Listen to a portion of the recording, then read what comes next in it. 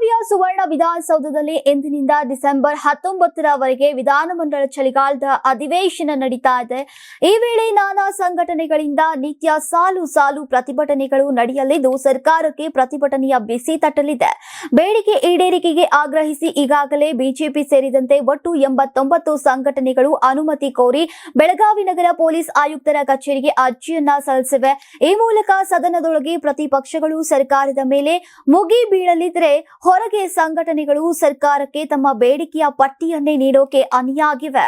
ಇನ್ನು ವಿಧಾನಮಂಡಲ ಅಧಿವೇಶನಕ್ಕೆ ಪರ್ಯಾಯವಾಗಿ ಎಂಇಎಸ್ ಮಹಾಮೇಳಾವ್ ಘಟನೆಗೆ ಅನುಮತಿ ಕೋರಿ ಈಗ ಅರ್ಜಿಯನ್ನ ಸಲ್ಲಿಸಿದೆ. ಆದರೆ ಪೊಲೀಸ್ ಆಯುಕ್ತಾಲಯ ಅನುಮತಿಯನ್ನ ನಿರಾಕರಿಸಿದೆ. ಕಳೆದ ಬಾರಿ ಕೂಡ ಮಹಾಮೇಳಾವ್ಗೆ ಅನುಮತಿಯನ್ನ ನಿರಾಕರಿಸಿತು. ಆದರೆ ಎಂಇಎಸ್ ಪುಂಡರು ಅಲ್ಲಲ್ಲಿ ಜಮಾಯಿಸಿ ಪೊಲೀಸರ ದಿಕ್ಕನ್ನ ತಪ್ಪಿಸೋಕೆ ಯತ್ನಿಸಿದ್ರು.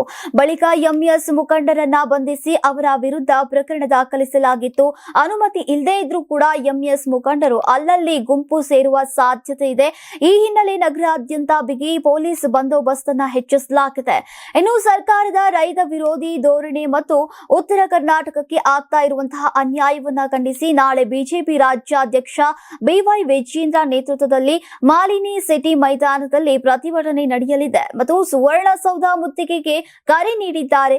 ಈ ಮೂಲಕ ಬಿಜೆಪಿ ಸದನದೊಳಗೂ ಕೂಡ ಹೊರಗೂ ಕೂಡ ಸರ್ಕಾರದ ವಿರುದ್ಧ ಹೋರಾಟಕ್ಕೆ ಸಿದ್ಧವಾಗಿದೆ. ನೀವು ಸಣ್ಣ ಆಗ್ಬೇಕಲ್ವಾ? ಅದು ಒಂದು ಉತ್ತಮ ಆಹಾರದಿಂದ ಸಣ್ಣ ಆಗ್ಬೇಕಲ್ವಾ? ಪ್ರತಿದಿನ ನಮ್ಮ ಜೀನಿ ಸ್ಲಿಮ್ ನ ಯೂಸ್ ಮಾಡಿ ಯಾವುದೇ ಸೈಡ್ ಎಫೆಕ್ಟ್ ಇಲ್ದಂಗೆ ನೀವು ಸಣ್ಣ ಆಗ್ತೀರಾ.